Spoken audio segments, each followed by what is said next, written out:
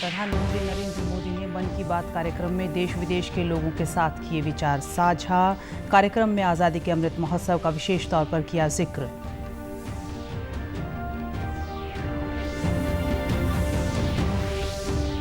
मुख्यमंत्री मनोहर लाल से मिले दिवंगत सोनाली फोगाट के परिजन। मुख्यमंत्री ने सीबीआई जांच की मांग पर गोवा सरकार को पत्र लिखने का दिया आश्वासन।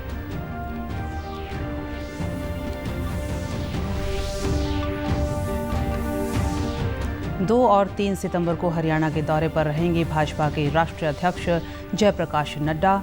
चंडीगढ़ में भाजपा प्रदेशाध्यक्ष ओम प्रकाश धनखड़ ने दी जानकारी।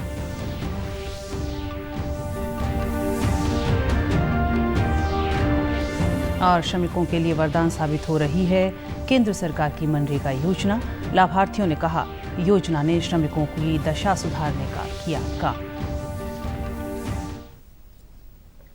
नमस्कार, मैं रूपम अहलावत। अब समाचार विस्तार से।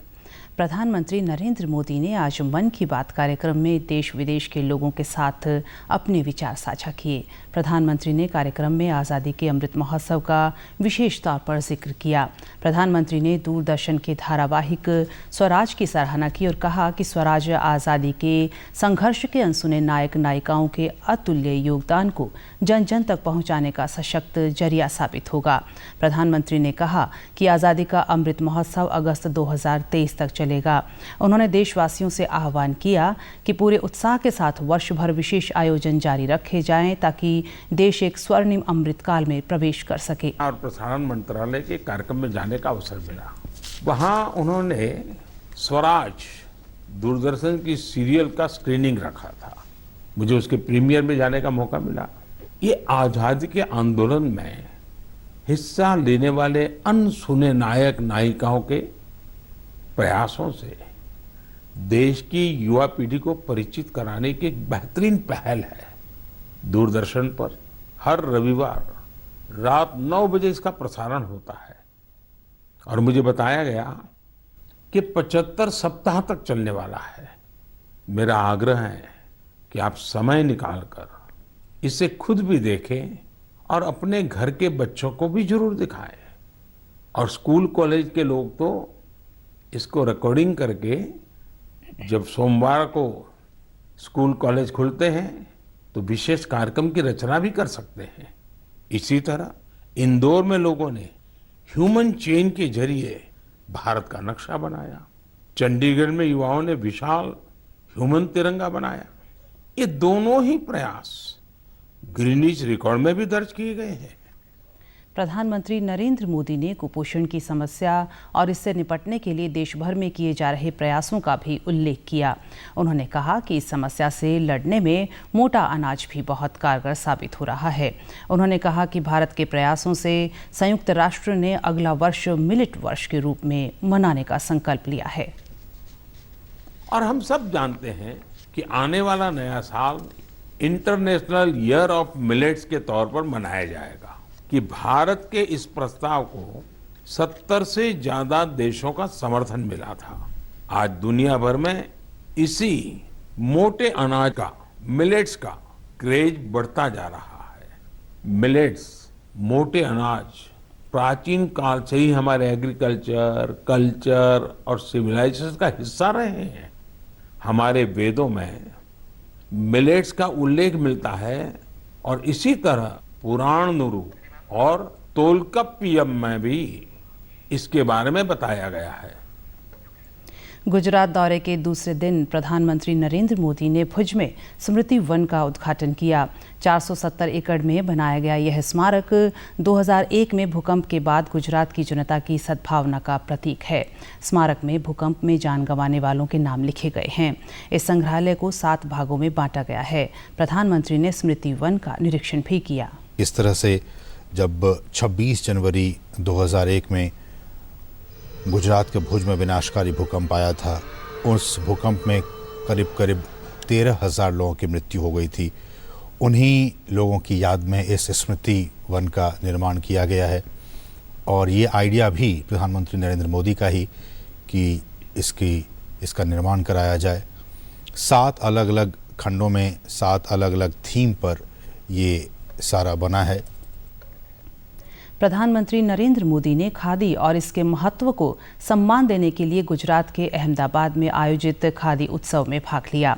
इस अवसर पर उन्होंने देशवासियों से खादी के उत्पाद खरीदने और त्योहारों पर खादी से बने उत्पाद उपहार में देकर वोकल फॉर लोकल अभियान को गति देने को कहा। उन्होंने कहा कि उद्यमिता की भावना हमारी बहनों बेटियों में कूट-कूट कर भरी हुई है। कि जैसे एक भक्त भगवान की पूजा जिस प्रकार से करता है, जिन पूजा की सामग्री का उपयोग करता है, ऐसा लगता है इस सूत कांतने की प्रक्रिया भी जैसे ईश्वर की आराधना से कम नहीं है। जैसे चरखा आजादी के आंदोलन में देश की धड़कन बन गया था, वैसा ही स्पंदन आज मैं यहां साबरमती के तट पर महसूस कर रहा हूं। वहीं प्रधानमंत्री ने साबरमती रिवर फ्रंट पर एक नए फुटओवर ब्रिज का भी उद्घाटन किया। उन्होंने कहा कि गांधीनगर और गुजरात ने हमेशा अटल जी को खूब स्नेह दिया। ये यहाँ के लोगों की तरफ से अटल जी को भावभीनी श्रद्धांजलि है। गुजरात ने हमेशा अटल जी को खूब स्नेह दिया था।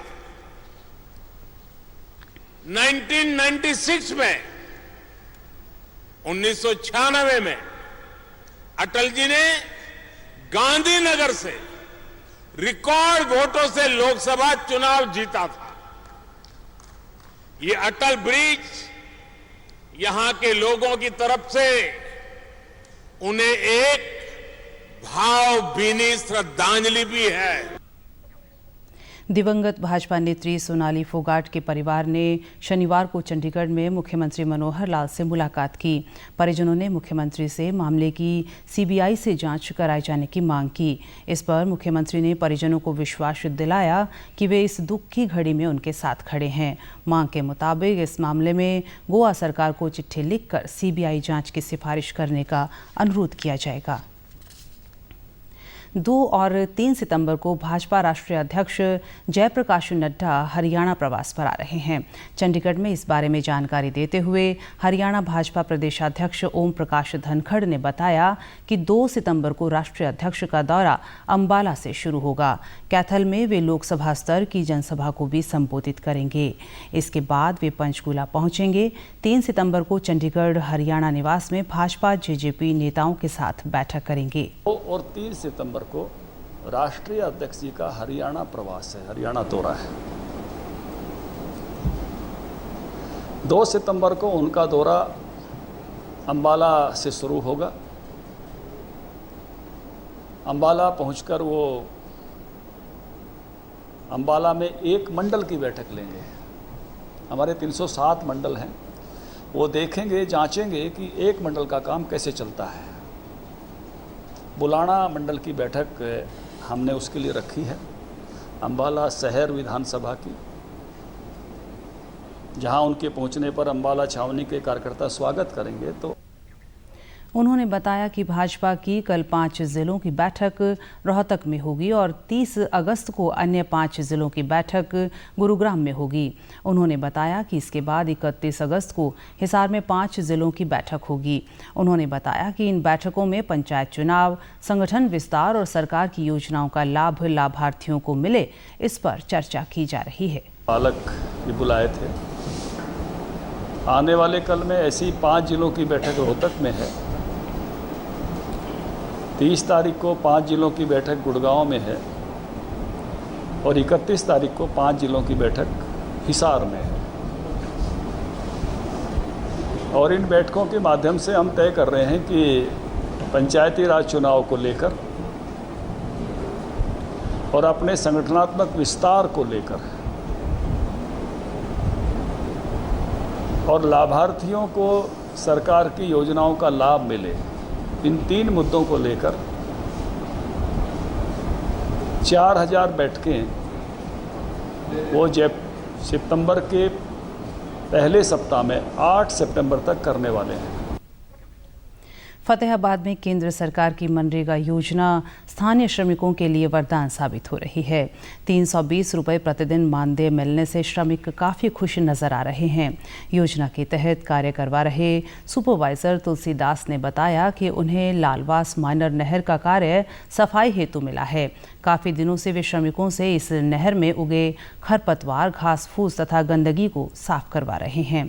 इससे टेल तक पानी पहुँचेगा। वो कर रहे हैं, उससे हमारे को भी मजदूरी मिलती है और हम चाहते हैं कि हमारे किसान भाई जहाँ तक जो नहर है वहाँ तक पानी की सप्लाई बढ़िया तरह से हो सके जी। श्रमिकों ने बताया कि काफ़ी समय से वे बेरोजगार थे, लेकिन जब से मनरेगा का कार्य चला है तब से उनका घर का खर्च अच्छे ढंग से चल रहा है। उन्होंने कहा कि कृषि तथा अन्य क्षेत्रों में अब काम मिलना कम हो गया है, इसलिए मनरेगा योजना उनके लिए वरदान साबित हुई है। इस योजना ने श्रमिकों की दशा को सुधारने का काम किया है। देखिए इतनी महंगाई में ये एक राहत है मनरेगा भी, क्योंकि और काम तो सब खेती का देखे हैं हम, नरमा चौपट हो गया, दूसरे काम भी चौपटे हैं। इतनी महंगाई के बाद मनरेगा एक बहुत बड़ी राहत है, इसे कंटिन्यू किया जाए ताकि मजदूर को निकालना, उसे बाहर निकालना, वो मिट्टी को खुदाई करके उसको नीचे करना, सफाई करना, सारा काम करते हैं। 320 रुपये दिहाड़ी मिल रही है हमें और इसमें गुजारा तो बस ठीक ठाक ही हो रहा है। मनरेगा का काम कर रहे हैं जी नहर पे, 320 रुपये दिहाड़ी है जी। बहुत सोना मिल रहा है, बहुत सोना काम लग रहे हैं, बहुत सोना काम कर रहे हैं, कोई ऐसी बात नहीं है, बहुत सोना प्रोग्राम है। सेना भर्ती कार्यालय हिसार के प्रवक्ता ने बताया कि अग्निवीर भर्ती रैली में 12 अगस्त 2022 से 23 अगस्त 2022 तक भाग लेने वाले सभी मेडिकल फिट उम्मीदवारों को 29 अगस्त से लिखित परीक्षा के एडमिट कार्ड दिए जाएंगे। अग्निवीर भर्ती के लिए 16 अक्टूबर 2022 को लिखित परीक्षा भी आयोजित की जाएगी। कुरुक्षेत्र के शाहबाद ब्लॉक के डंगाली गांव की यशिका सेव सॉयल मिशन के तहत केंचुआ खाद तैयार करने का कार्य कर रही है। खाद निर्माण के लिए 2004 से स्थापित उनके ऑटोमेटिक प्लांट सीकरी फॉर्म को राष्ट्रीय पुरस्कार भी मिला हुआ है। उन्होंने प्रोडक्ट्स की गुणवत्ता को बेहतर बनाने के लिए यहां पर सॉयल टेस्टिंग लैब भी स्थापित की हुई है। यशिका ने बताया कि गवर्नमेंट ई मार्केट प्लेस से सिस्टम में पारदर्शिता आई है। पहले समय पर सूचना भी उपलब्ध नहीं हो पाती थी। कागजी कार्रवाई में काफ़ी समय लगता था, परंतु अब जैम पोर्टल से ये सब दिक्कतें दूर हो गई है। जो भी आपने सप्लाई किया उसका आपको पेमेंट मिलेगा।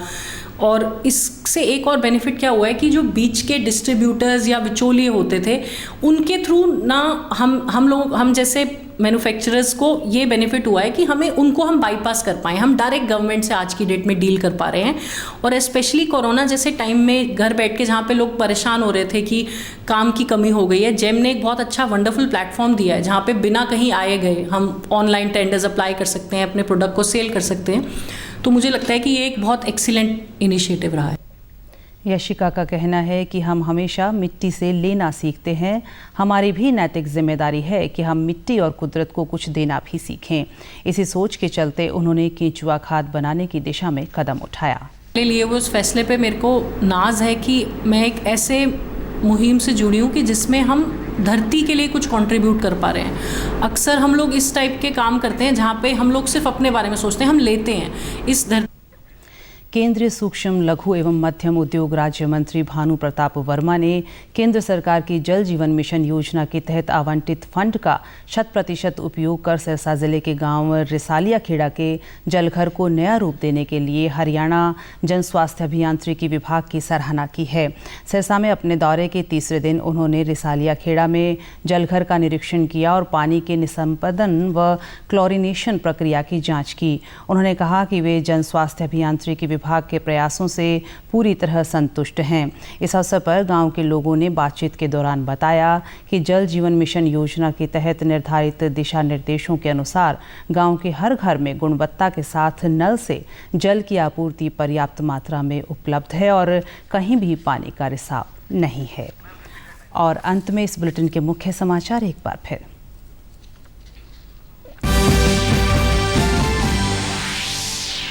प्रधानमंत्री नरेंद्र मोदी ने आज मन की बात कार्यक्रम में देश विदेश के लोगों के साथ किए विचार साझा। कार्यक्रम में आज़ादी के अमृत महोत्सव का विशेष तौर पर किया जिक्र।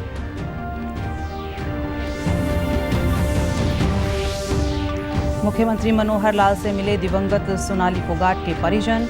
मुख्यमंत्री ने सीबीआई जांच की मांग पर गोवा सरकार को पत्र लिखने का दिया आश्वासन।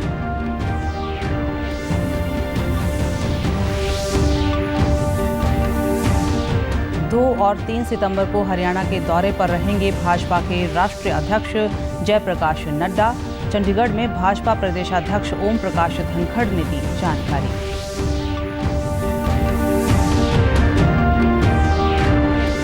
और श्रमिकों के लिए वरदान साबित हो रही है केंद्र सरकार की मनरेगा योजना। लाभार्थियों ने कहा, योजना ने श्रमिकों की दशा सुधारने का किया काम। समाचारों में आज इतना ही। नमस्कार।